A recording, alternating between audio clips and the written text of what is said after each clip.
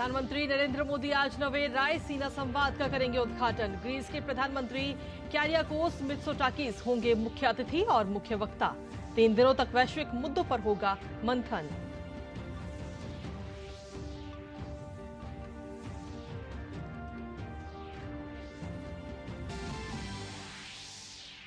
Greece के प्रधानमंत्री क्यारियाकोस Mitsotakis आज पीएम मोदी के साथ करेंगे द्विपक्षीय वार्ता। दोनों देशों के बीच रणनीतिक साझेदारी को और मजबूत करने पर होगी बातचीत।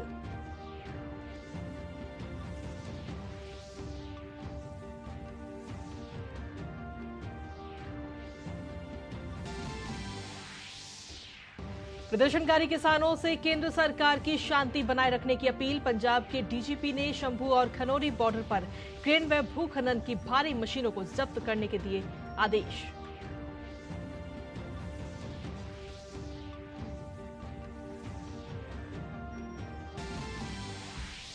अंतर्राष्ट्रीय खबरों में पाकिस्तान में नई सरकार के गठन का रास्ता साफ। बिलावल भुट्टो की पाकिस्तान पीपल्स पार्टी और नवाज शरीफ की मुस्लिम लीग के बीच सहमति। शहबाज शरीफ होंगे प्रधानमंत्री तो आसिफ अली जरदारी बनेंगे राष्ट्रपति।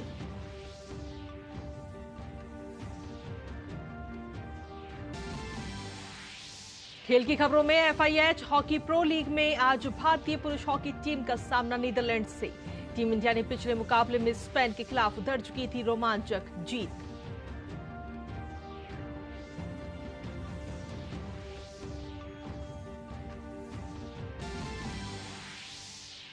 और गुलमर्ग खेलो इंडिया विंटर गेम्स के चौथे संस्करण की मेजबानी के लिए तैयार। खिलाड़ी स्नोबोर्डिंग, अल्पाइन स्की आदि खेलों में दिखाएंगे अपना दम।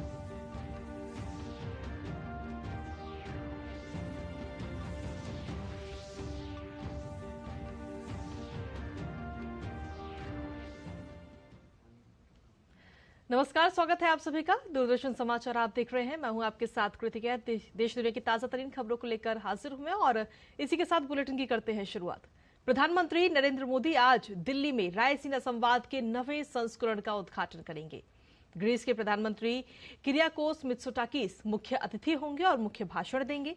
3 दिन के संवाद में केंद्रीय मंत्री, पूर्व राष्ट्राध्यक्ष और सरकारों के प्रमुख, सैन्य कमांडर, उद्योग जगत और प्रौद्योगिकी के प्रमुख, शिक्षाविद, पत्रकार और रणनीतिक मामलों के विशेषज्ञ सहित 100 से ज्यादा देशों के प्रतिनिधि इसमें शामिल होंगे। रायसीना डायलॉग में 3 दिनों तक वैश्विक मुद्दों पर मंथन किया जाएगा। आइए देखते हैं ये रिपोर्ट।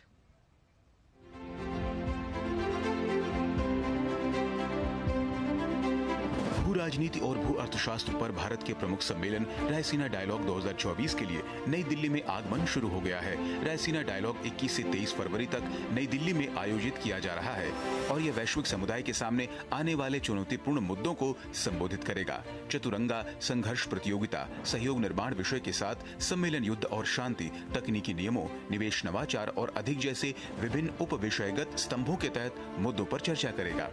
प्रधानमंत्री नरेंद्र मोदी के निमंत्रण पर ग्रीस के प्रधानमंत्री क्यारियाकोस मित्सोटाकिस भी 21-22 फरवरी तक भारत की राजकीय यात्रा पर आ रहे हैं और 9वें रायसीना डायलॉग में मुख्य अतिथि और मुख्य वक्ता होंगे।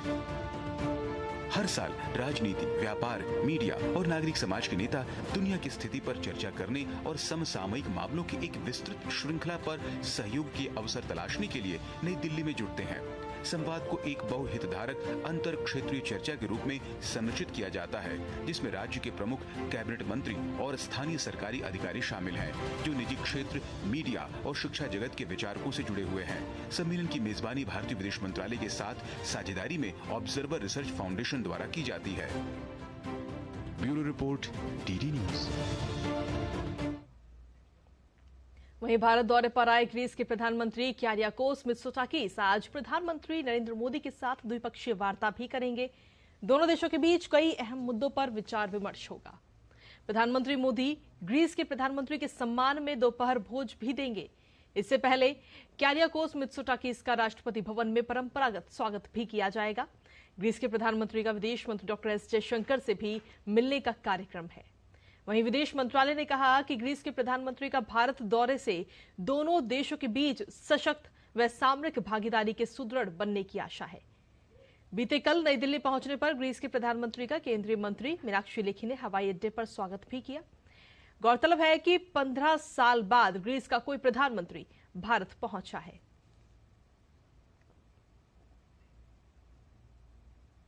वहीं कृषि मंत्री अर्जुन मुंडा ने किसान संगठनों से शांति बनाए रखने की अपील की है। उन्होंने कहा कि सभी शांति चाहते हैं और हम सबको मिलकर समस्या का समाधान निकालना होगा।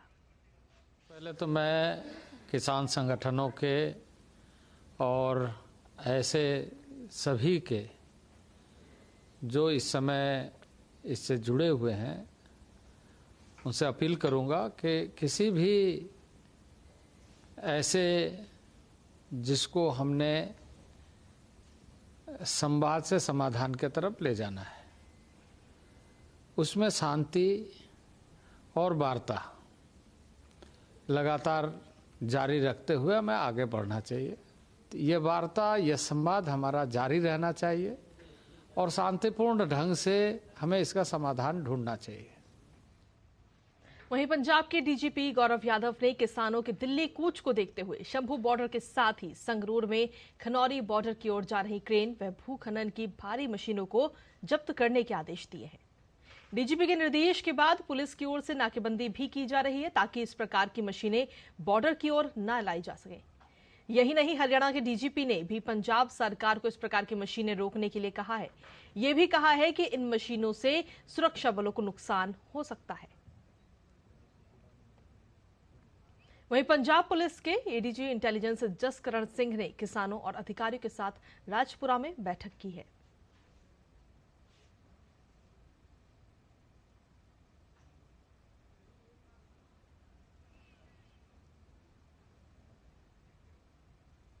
दिल्ली के टिकरी बॉर्डर पर प्रदर्शनकारी किसानों के धरने के कारण आम लोगों के साथ साथ दिल्ली आने वाले ट्रकों को काफी कठिनाई का सामना करना पड़ रहा है।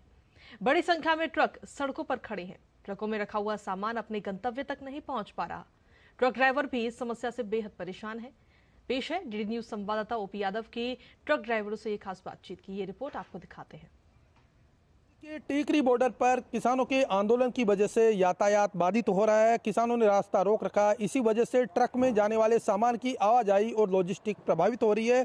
अभी जिस जगह हम खड़े हैं, यह दिल्ली के टिकरी बॉर्डर पर इलाका है फैक्ट्री का, और मेरे पीछे आप जो देख रही है फैक्ट्री है और इसमें 2 ट्रक खड़े हैं और इन ट्रकों में सामान उतारा जा रहा है क्योंकि यातायात बाधित होने की वजह से इनका बीते कई दिनों से माल यहीं पड़ा हुआ था और अब इनको फैक्ट्री में वापस उतारा जा रहा है। दूसरी तरफ मैं आपको दिखाना चाहूँगा, मेरे सहयोगी से कहूँगा कि ये सामने जो ट्रक कतारबद्ध खड़े हैं, ट्रक बीते 8-10 दिन से यहाँ खड़े हुए हैं और माल बाधित होने की वजह से यहीं रुका पड़ा है। इससे ड्राइवर और अन्य तरह की जो परेशानियां हो रही है इन सबको हो रही है। ट्रक मालिक परेशान है, ड्राइवर परेशान है और जो भी ये लोग बाहर निकलते हैं तो रास्ते नहीं मिल पाते। इस वजह से इनको खासा परेशानी का सामना करना पड़ रहा है। मैं टिकरी बॉर्डर पर करीब 8-10 दिन से खड़ा हूँ। जो आंदोलन है उसके चक्कर में मैं 10 दिन से खड़े हम।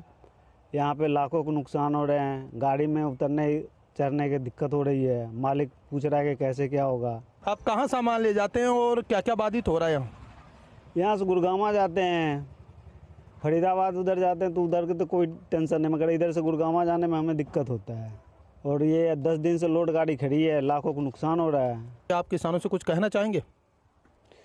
किसान ने जो मांग किया था वे उनको तो कुछ तो मांग पूरे हो चुका है और उसमें कुछ भी मांग अब वे चाहते हैं तो वे आगे सरकार के पास प्रस्ताव रखे। हम लोग को गाड़ी वाले की इतनी परेशानी होता है, बहुत ज़्यादा ही आने जाने और कहीं भी इधर उधर जाने में बहुत दिक्कत हो रहा है।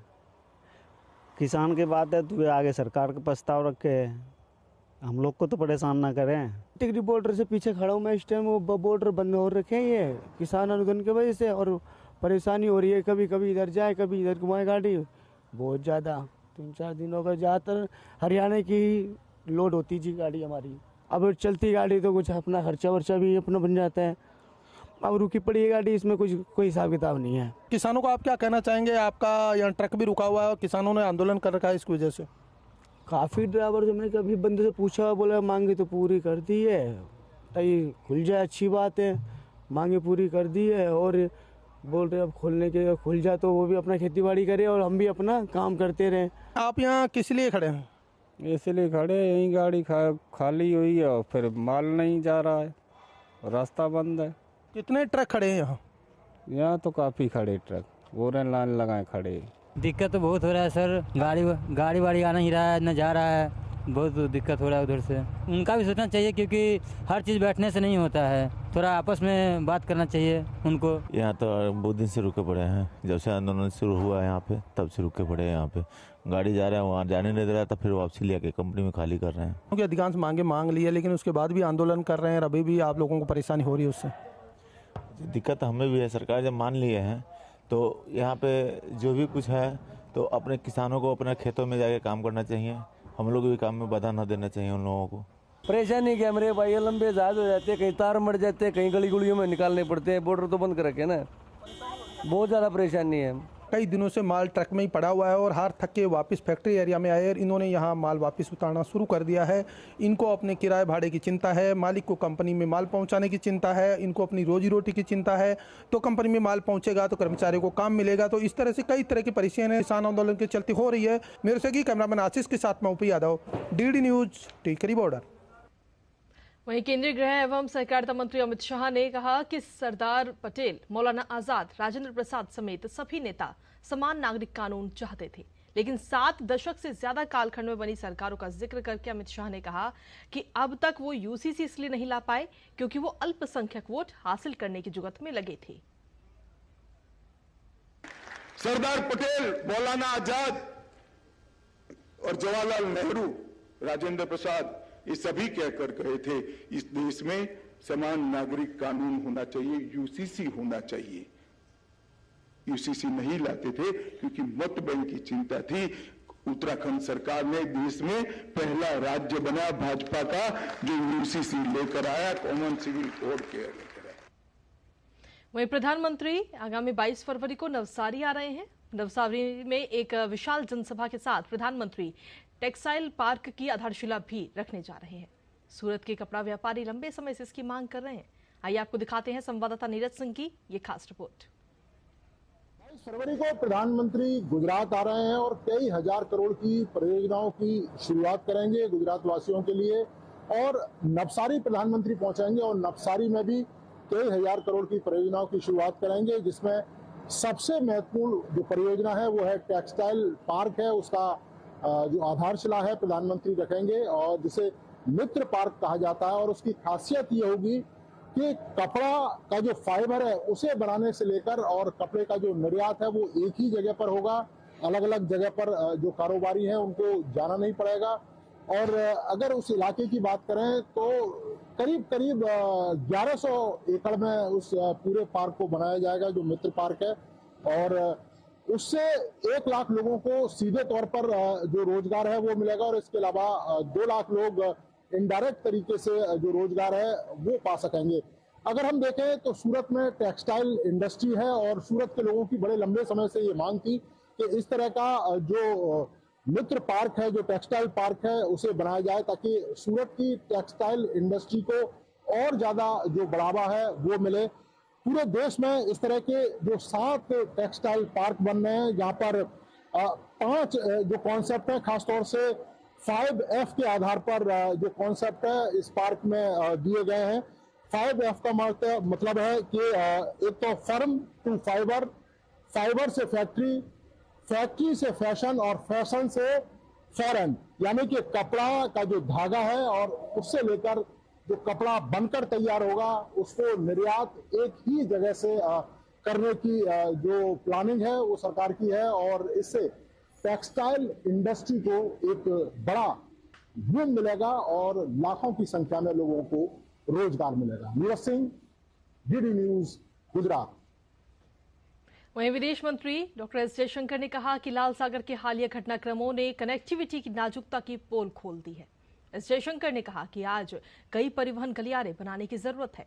जयशंकर ने यूरोप और भारत के गहरे होते संबंधों पर भी प्रकाश डाला। उन्होंने कहा कि महत्वाकांक्षी IMEC पहल वैश्विक अर्थव्यवस्था को बढ़ाने के मौके पैदा करेगी। वहीं जयशंकर ने कई संपर्क गलियारे बनाने पर भी जोर दिया।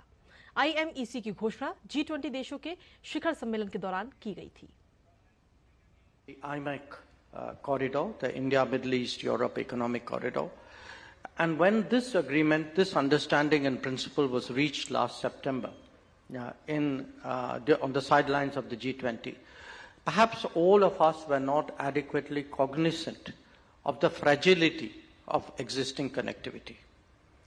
Recent events on the Red Sea, in the Gulf of Aden, have reminded us of that.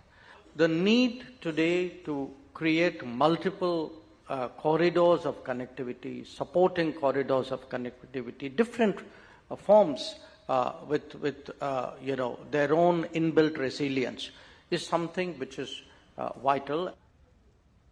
वहीं भारत की पहली अंतरिक्ष खगोल विज्ञान वेधशाला एस्ट्रोसेट ने ब्लैक होल के रहस्य से पर्दा उठाया है।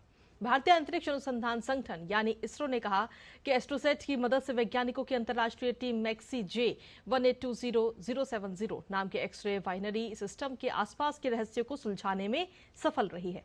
इसरो ने कहा कि पृथ्वी से 9800 प्रकाश वर्ष की दूरी पर स्थित मैक्सी जे 1820070 ने 2018 में अचानक चमकना शुरू कर दिया है। टीम का नेतृत्व inter university centre for astronomy and astrophysics Pune के शोधकर्ताओं ने किया था। और अब बात करते हैं अंतर्राष्ट्रीय खबरों की, जहां इजराइल के प्रधानमंत्री बेंजामिन नेतन्याहू ने कहा कि गजा से बंधकों को छुड़ाने के लिए इजराइल कोई भी कीमत नहीं चुकाएगा। इजरायली बंधकों को छुड़ाने के लिए हमास के साथ इजराइल की बातचीत चल रही है। इजराइल के वित्त मंत्री बेजलेल स्मोट्रिच के साथ एक प्रेस वार्ता में नेतन्याहू ने यह घोषणा की। गजा में हमास की कैद में अभी भी 134 इजरायली बंधक हैं। बेजलेल ने कहा कि बंधकों का वापस लौटना काफी महत्वपूर्ण है और गजा पर सैन्य कार्रवाई को बढ़ाकर और हमास को हराकर ही बंधकों को रिहाई करवाया जा सकता है। वहीं पाकिस्तान में कल सरकार बनाने के लिए नवाज शरीफ की पार्टी PMLN और बिलावल भुट्टो जरदारी की पार्टी PPP के बीच समझौता हो गया। समझौते के तहत नवाज शरीफ की पार्टी के प्रमुख शहबाज शरीफ प्रधानमंत्री बनेंगे, जबकि बिलावल के पिता आसिफ अली जरदारी एक बार फिर से राष्ट्रपति बनेंगे। दोनों पार्टियों ने संयुक्त प्रेस कॉन्फ्रेंस में इस बात की घोषणा की है। शहबाज शरीफ ने कहा कि ये कांटों भरी राह पर चलने की जिम्मेदारी मिलने का मौका है। इस राह पर चलकर हमें पाकिस्तान को बचाना है। 5 चरणों की वार्ता के बाद मंगलवार रात आखिर दोनों दलों में गतिरोध वाले बिंदुओं पर सहमति बन गई। पाकिस्तान में चुनाव के 12 दिन गुजर चुके थे, लेकिन सरकार गठन को लेकर कोई तारीख निश्चित नहीं हो पाई थी। इसी बीच धांधली का भी आरोप लगाकर इमरान खान की पार्टी PTI और कुछ अन्य दलों के विरोध प्रदर्शन भी जारी हैं। PTI ने मुख्य चुनाव आयुक्त से इस्तीफा देने की मांग की है। इजराइल और हमास के बीच लंबे समय से संघर्ष जारी है। इसी बीच गजा में तत्काल संघर्ष विराम के लिए संयुक्त राष्ट्र सुरक्षा परिषद में लाए गए प्रस्ताव पर अमेरिका ने वीटो कर दिया है। गजा पट्टी में तत्काल मानवीय संघर्ष विराम की मांग संबंधित अरब समर्थित संयुक्त राष्ट्र के प्रस्ताव के खिलाफ वीटो का इस्तेमाल किया है। सुरक्षा परिषद के 15 सदस्यों में से 13 ने परिषद के एकमात्र अरब देश अल्जीरिया द्वारा तैयार प्रस्ताव के पक्ष में मतदान किया। अल्जीरिया के प्रस्ताव में युद्ध विराम में बंधकों की रिहाई का जिक्र नहीं था। इससे पहले संयुक्त राष्ट्र में अमेरिका के राजदूत लिंडा थॉमस ग्रीनफील्ड ने संकेत दिए थे कि अमेरिका, मिस्र, इजराइल और कतर के बीच वार्ता खतरे में पड़ने और संघर्ष विराम और गजा पट्टी में हमास के कब्जे से बंधकों की रिहाई की चिंता के कारण उनका देश वीटो का इस्तेमाल कर सकता है। गजा में संघर्ष विराम की मांग संबंधी सुरक्षा परिषद के प्रस्ताव पर अमेरिका ने तीसरी बार वीटो का इस्तेमाल किया है।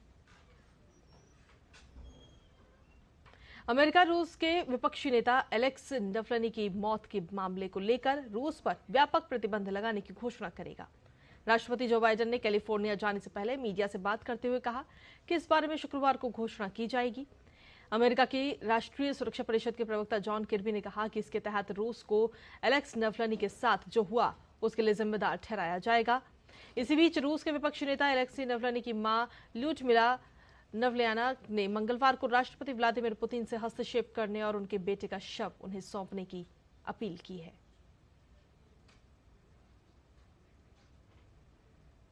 वहीं फ्रांस के युद्धपोत ने लाल सागर में यमन की तरफ से दागे गए 2 ड्रोन को नष्ट कर दिया। फ्रांस के रक्षा मंत्रालय ने जानकारी देते हुए एक वीडियो भी जारी किया, जिसमें कमांड डेक से ऑपरेशन को दिखाया गया है। 19 और 20 फरवरी की रात को फ्रांस के मल्टी मिशन फ्रिगेट को अदन की खाड़ी और लाल सागर के दक्षिण हिस्से में यमन से किए गए ड्रोन हमले का पता लगा। फ्रांस ने दोनों ड्रोन को नष्ट कर दिया है। वहीं अफगानिस्तान आज तड़के 4.2 तीव्रता की भूकंप के झटके महसूस किए गए, जहां नेशनल सिस्मोलॉजी के मुताबिक ये भूकंप सुबह 4:17 पर आया। जिसकी रिक्टर स्केल पर तीव्रता 4.2 मापी गई। लोगों ने इस भूकंप के झटके को महसूस किया और घरों से बाहर भागते हुए नजर आए। फिलहाल इस भूकंप से नुकसान की कोई खबर नहीं आई है। और अब बात खेल की खबरों की करते हैं, जहां FIH हॉकी प्रो लीग में आज भारत का सामना शीर्ष रैंकिंग वाली टीम नीदरलैंड से होगा। भारतीय टीम ने पिछले मैच में बेहद रोमांचक मुकाबलों में स्पेन को पेनल्टी शूटआउट में हराया। भारतीय टीम लगातार शानदार प्रदर्शन कर रही है और ऐसे में उम्मीद की जा रही है कि टीम नीदरलैंड्स के खिलाफ भी बेहतर प्रदर्शन करने में कामयाब रहेगी। भारतीय पुरुष हॉकी टीम अपने पिछले 2 मुकाबलों में नीदरलैंड्स के खिलाफ विजयी रही है। वहीं प्रसिद्ध शीतकालीन गंतव्य गुलमर्ग 21 फरवरी से शुरू होने वाले खेलो इंडिया के चौथे संस्करण की मेजबानी के लिए तैयार है। 20 राज्य और केंद्र शासित प्रदेशों के करीब 1000 एथलीट, अधिकारी और सहायक कर्मचारी इसमें हिस्सा लेंगे। इस दौरान खिलाड़ी स्नोबोर्डिंग, अल्पाइन स्की और नॉर्डिक स्की और स्नो माउंटेनियरिंग आदि खेलों में अपना दम दिखाते हुए नजर आएंगे। 10 राज्य स्की पर्वतारोहण प्रतियोगिता में भी हिस्सा लेंगे। वहीं जम्मू कश्मीर के श्रीनगर के कई हिस्सों में ताजा बर्फबारी हुई है। इलाके में बर्फ की चादर बिछी हुई नजर आई। जम्मू कश्मीर में एक शीतकालीन वंडरलैंड गुलमर्ग घाटी बर्फबारी के बाद विदेशी स्कीयरों और एडवेंचर प्रेमियों का ध्यान अपनी ओर खूब आकर्षित करता है। गुलमर्ग दुनिया भर के लोगों को अपनी ओर आकर्षित करता है। ये परिदृश्य राष्ट्रीय और अंतर्राष्ट्रीय स्कीयरों के लिए ढलानों पर नेविगेट करने के लिए एक शानदार पृष्ठभूमि तैयार करता है। और इसी के साथ फिलहाल मेरे साथ इस बुलेटिन में इतना ही। नमस्कार।